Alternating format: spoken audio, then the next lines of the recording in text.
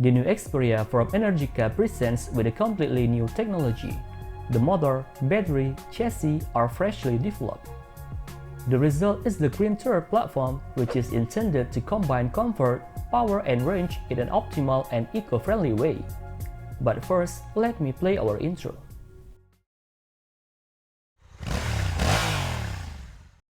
In terms of the chassis, the new Experia now uses a hybrid of tubular steel and aluminum plates.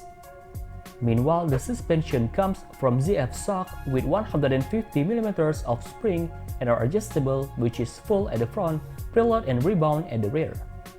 The new battery with a capacity of 22.5 kWh should bring the new Energica Experia between 208 and 420 km. The new engine provides a continuous power of 80 horsepower at 7,000 rpm and peak power of 102 horsepower at 7,500 rpm, while the torque range at 150 newtons to 900 newtons at wheel, and the top speed is limited at 180 km per hour. In addition to the battery and motor, Energica has significantly revised the onboard electronics of the Experia. The new banking-dependent system comes from bus, and all functions and parameters are monitored via a new 5-inch TFT display. Not only that, a total of 7 driving modes are also available.